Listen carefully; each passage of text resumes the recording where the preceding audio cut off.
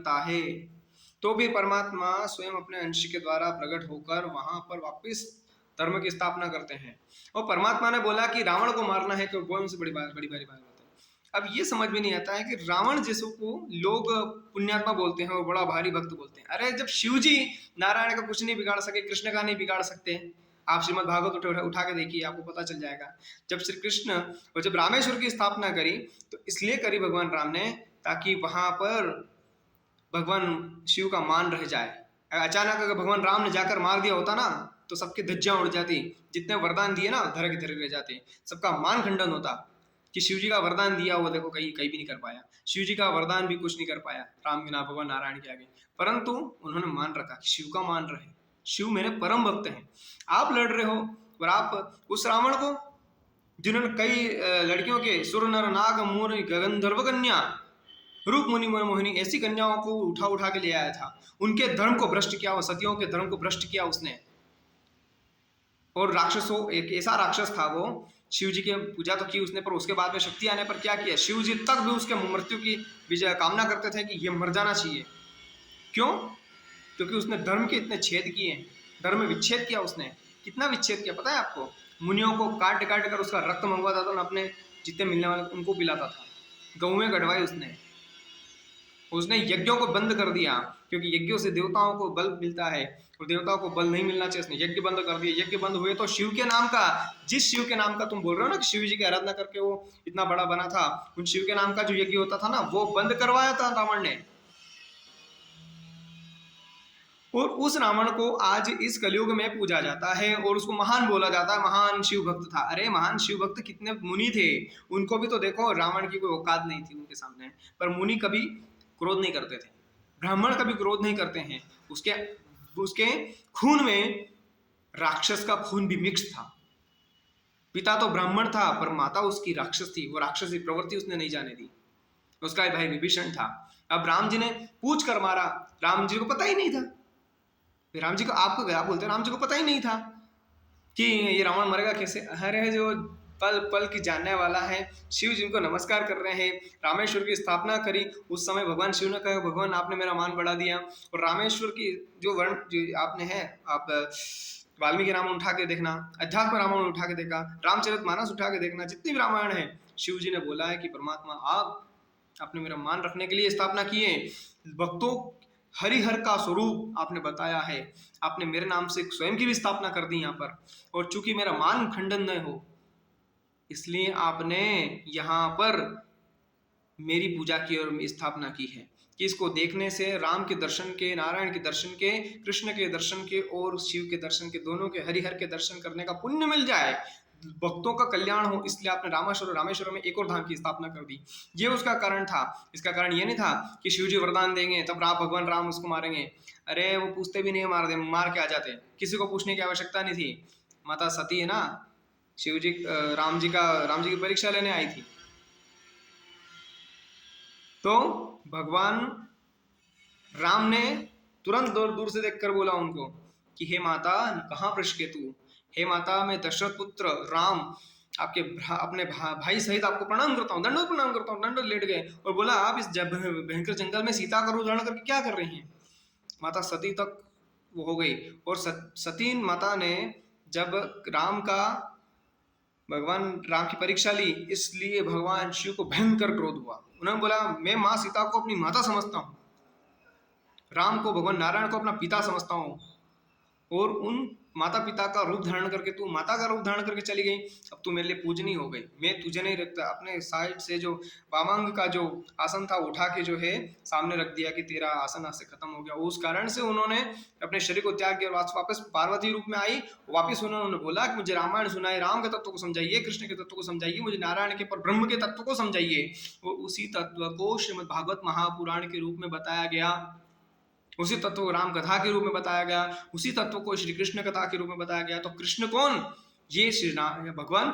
संसार में जितना भी साहित्य है, भगवान विष्णु का जो साहित्य है, वो सब जो साहित्य है वो भगवान शिव ने यहाँ पर प्रतिपादन किया है। तो शिव समको रघुपति व्रत ठाना। शिव से बड़ा कोई वैष्णव हो सकता है? वैष्णव विष्णवेत्वा, वैष्णव मसी विष्णवेत्वा। तो आप स्वयं सबसे बड़े वैष्णव कौन बोलता है? वेद बोलता है भगवान शिव को। वेद तो सबसे बड़ा प्रमाण है ना। वो बोलता है कि हे भगवान शिव, आप विष्णु के लिए परम वैष्णव हो, आप उनके परम दास हो। और भगवान शिव को, भगवान नारायण शिव जी को बड़ा प्रेम करते हैं। क्यों प्रेम करते हैं? इसलिए नहीं कि वो शिव जी हैं, इसलिए प्रेम करते हैं क्योंकि वो भगवान श्री कृष्ण की, भगवान नारायण की आज्ञा में चलते हैं और उनसे बहुत प्रेम करते हैं। इसलिए भगवान शिव को भगवान नारायण बहुत प्रेम करते हैं। ब्रह्मा को बहुत प्रेम करते हैं, क्योंकि इसलिए नहीं कि वो ब्रह्मा है, बहुत विद्वान है, बुद्धि है बहुत ज्यादा उनमें, इसलिए नहीं, इसलिए क्योंकि वो भगवान की आज्ञा में रहते हैं। भगवान आप योग माया को बड़ा प्रेम करते हैं, इसलिए नहीं कि वो योग माया है, इसलिए करते हैं क्योंकि भगवान की आज्ञानुवर्तिनी है, भगवान की आज्ञा में कार्य करती है, इसलिए भगवान इन सबसे बड़ा प्रेम करते हैं। लक्ष्मी से बड़ा प्रेम करते हैं, इसलिए नहीं कि वो पत्नी है, इसलिए करते हैं। इसलिए नहीं कि वो शक्ति है, इसलिए करते हैं क्योंकि वो भगवान की आज्ञा में रहती है, भगवान की सेवा करना चाहती है। भगवान शिव कहते हैं कि दासानो दासानो दासानो दासोस्मि हम, मैं दासों का दास हूँ भगवान आपके, जो आपकी सेवा करता है उसकी सेवा मैं करता हूँ। ये भगवान शिव ने बोला है कई जगह पुराणों में, बहुत सी पुराणों में बहुत सी बातें अलग अलग कही गई हैं, परंतु श्रीमद् भागवत को इसका सार माना जाता है सभी पुराणों का। इसलिए आप श्रीमद् भागवत देख के चलिए। ये कभी मत कहिए कि रावण बहुत बड़ा विद्वान था, आप ये बोल के, और रावण बहुत बड़ा भक्त था और राम से ज्यादा शक्तिशाली था। आपने क्या कर दिया? आप इस प्रकार की निंदा का पात्र बन गए, इस निंदा का पात्र बन गए, अपने शिव जी का भी अपमान कर दिया उसमें, अपने आराध्य आप शिव मानते हो, शिव का भी अपमान कर दिया, भगवान कृष्ण राम का भी अपना अपमान कर दिया, नारायण का भी अपमान कर दिया, माता सीता का भी अपमान कर दिया। यदि इतना अच्छा था तो जाकर भगवान से बोलता ना कि भगवान आपने ऐसी चीज क्यों की। अब आप तर्क दोगे, वो तो मरना चाहते थे, उसको मालूम था कि भगवान राम मुझे मार देंगे, कहीं था ऐसा। हाँ होगा ऐसा, परंतु पूर्ण तरीके से नहीं, क्योंकि उसके दिमाग में ये दो चीज थी कि यदि ये भगवान परमात्मा है तो मुझे मार देंगे, नहीं तो मैं इनको पद भी नहीं करूंगा, नहीं तो मैं इनके हाथ में ही नहीं आऊंगा, मैं इनको मार दूंगा, इनकी पत्नी को मैं एडॉप्ट कर दूंगा। और हाथ क्यों लगा पता है? क्योंकि माता सीता भयंकर सती है, अच्छे अच्छे वरदान उसके सामने ढेर हो जाएंगे। ये बात रावण को पता चल चुकी थी, क्योंकि वो उसको जब उस समय उठा के तो ले आया, पर जब वो उठाने के लिए बाद में वो तिनका लेके खड़ी हुई ना, हाथ भी नहीं लगा पाया। फिर उसको वो भी मिले हुए थे, अभिशाप मिले हुए थे रावण को कि तुम यदि किसी एक देवता की स्त्री को लिया, उसका शील भंग किया उसने, तो उस देवता ने उसको शाप दिया कि अगर अब किसी स्त्री के बिना मर्जी के अगर तूने उसको स्पर्श किया तो तेरे मस्तक के टुकड़े टुकड़े तू मर जाएगा। उस शाप के कारण माँ सीता की सतीत्व के कारण उसको छू नहीं पाया। दूसरी बार, पहली बार तो उसकी इच्छा थी कि मुझे छुए, क्योंकि पहली बार ही जिसे उसने हाथ लगाया उसके तप तो जितनी भी भगवान के द्वारा दी हुई शक्तियां थी क्षीण हो गई थी। आध्यात्मिक शक्ति, अध्यात्म बहुत बड़ी बड़ी शक्ति होती है, अध्यात्म अपने आप में बड़ी है, धर्म बहुत बड़ी शक्ति है। आध्यात्मिक शक्ति क्षीण होने के बाद में ही वो मारा गया, इसलिए अध्यात्म से कभी छेड़छाड़ नहीं करनी। और जो आप बोलते हैं ना अधर्म का साथ देते हैं, कृष्ण के ऊपर लांछन लगाते हैं, उंगली उठाते हैं, आज कलयुग में राम के ऊपर लांछन लगाते हैं, उंगली उठाते हैं, अगर ऐसा ही है कि हनुमान जी नहीं होते राम जी क्या कर पाते? हनुमान जी नहीं भी होते तो भी भगवान राम हजारों हनुमान उत्पन्न कर सकते थे। अनंत शक्ति भगवान नारायण का स्वरूप है भगवान। कौन? हनुमान जी। भगवान राम स्वयं नारायण है और हनुमान जी जानते हैं कि मैं कोई बहुत बड़ी चीज नहीं हूं। यदि आप समझते हैं कि शिव जी ने अपना अंश दिया हनुमान के रूप में तभी वो जीत पाए, ऐसा नहीं है।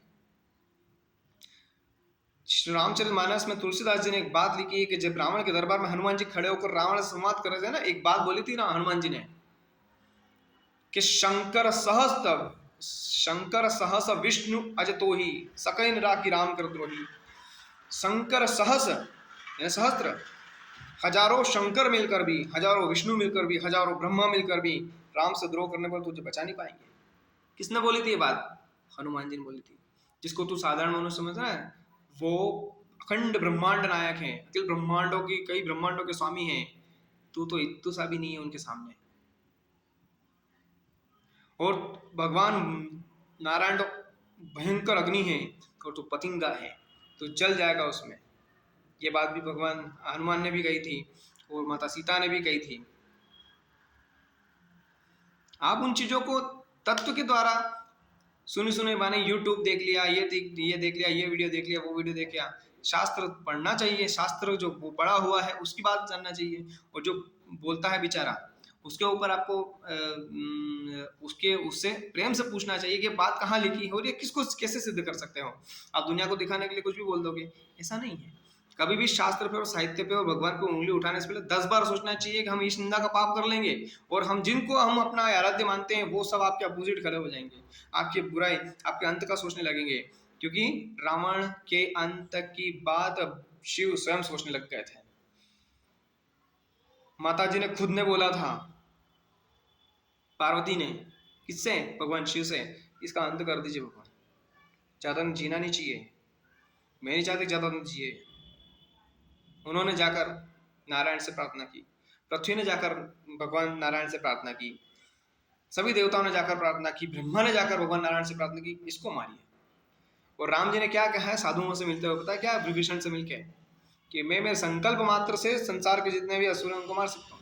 संकल्प मात्र से मैं मन में विचार कर लूँ ये मर जाए, मर जाएगा। मुझे अवतार धारण करने की, दुनिया में आने की कोई जरूरत नहीं है, कोई भी हमको किसी प्रकार की कोई जरूरत नहीं है कि मैं संसार में अवतार धारण करूं, पर मैं अपने भक्तों के साथ रमण करना चाहता हूँ, खेल करना चाहता हूँ, उनको दर्शन देना चाहता हूँ, मैं खुद उनके पास जाकर देखना चाहता हूँ। ये मेरे द्वारा बनाए हुए हैं, मुझसे बहुत प्रेम करते हैं और मैं इनके साथ रहना चाहता हूँ, इनसे प्रेम करना चाहता हूँ, इस कारण से मैं ये अवतार धारण करता हूँ। है बात, ये रहस्य है। बाकी तो वो बोलते हैं कि गो ध्वज देनु देव हितकारी कृपा सिंधु मानुष तंधारी। रावण को मारने के लिए नहीं, असुरों को मारने के लिए नहीं, गो ध्वज देनु देव हितकारी। गो यानी पृथ्वी, द्विज यानी ब्राह्मण और भक्त, धेनु यानी गाय और देव यानी देवता।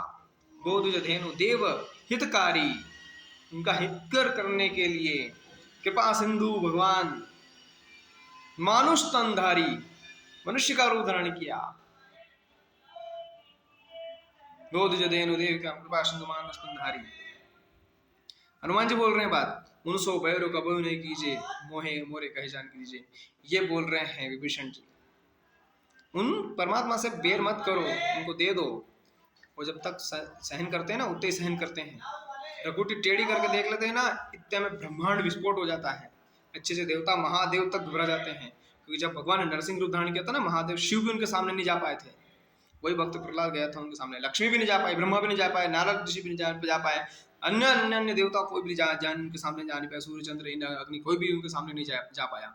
केवल वो भक्त वापस गया। और भक्त से भगवान का अंतरंग आत्मा का रिश्ता होता है। भगवान किसी के सामने नहीं झुकते, किसी पद से नहीं दबते, परंतु अपने भक्त के प्रेम से दबते हैं। और इस भक्त के प्रेम को बढ़ाने के लिए वो गए, वो उस समय शांत हुए। और शिव जी ने बोला कि आप आगे जाओ, भक्त प्रहलाद महाराज आप आगे जाओ। लक्ष्मी ने बोला, इंद्र अग्नि यम वरुण कुबेर सब ने बोला आप आगे जाओ। नारद जी ने बोला, ब्रह्मा जी ने बोला आप आगे जाओ। जिसके कारण क्रोध आया है वो जाए। और हमको पता है कि भगवान भक्त वत्सल है, भक्त पर वात्सल्य लुटाते हैं, ममत्व लुटाते हैं, इसलिए भक्त यदि जाएगा तो खुश हो जाएंगे। ऐसे भक्तों के लिए आप साहित्य पढ़ा नहीं और आप उंगली उठाते हैं। भक्तों के रक्षक, भक्त के भगवान इतने प्रेमी हैं, उनको यदि आप सुनेंगे, उनको जानेंगे, तो आपको समझ में आएगा कि भगवान कितने दयालु हैं। आइए, कृष्ण समस्त कलाओं के स्वामी हैं, इसलिए वो कृष्ण हैं, इसलिए नहीं कि नंद यशोदा के पुत्र हैं। समस्त कलाओं के स्वामी हैं। जितने भी भगवान संसार में शक्तियां हैं और जो शक्तिपति हैं उनके भी अधिपति हैं, उनको बोलते हैं कलाओं का स्वामी। इसलिए 16 कलाएं हैं, उन सभी समस्त कलाओं के स्वामी हैं। अष्ट सिद्धि हैं, 8 2 16, उनसे भी डबल पावर। संसार में अष्ट सिद्धि हैं, 8 सिद्धि की 8 और उनके साथ में सिद्धियां हैं, तो 8 8 64 हो गए, तो 64 कलाएं हैं। उनसे डबल जिनकी पावर है, 8 सिद्धियां हैं, अष्ट सिद्धि से भी ज्यादा 8 और, जो केवल परमात्मा के पास होते हैं, शिव जी के पास भी नहीं है। वो केवल नारायण श्री कृष्ण के पास है। वो शक्तियां होने के कारण ही वो परमात्मा कहलाते हैं, किससे दबते नहीं। शिव जी का मान करते हैं, सबका मान रखते हैं, सबसे वो प्रेम से रहते हैं, अपने आप को नगण्य मानते हैं। इसीलिए क्योंकि कलेक्टर से और किसी प्रेसिडेंट से मिलना बहुत असंभव होता है, उसके पीए से मिलना बहुत आसान होता है। इसलिए परमात्मा प्रेसिडेंट है, प्रेसिडेंटों के प्रेसिडेंट है, अधिपति के अधिपति, लॉर्ड है, वो परमात्मा है, भगवान है। उनसे उनके पास जाना बहुत मुश्किल का मैदान है। इसलिए लोग तुच्छ देवताओं के चक्कर में आ जाते हैं और छोटे छोटे देवताओं की परमात्मा के समान इतने बड़े करते हैं। भगवान भक्तों के आगे वो कुछ भी नहीं है, भक्तों को कुछ नहीं बिगाड़ सकते। जय श्री कृष्ण।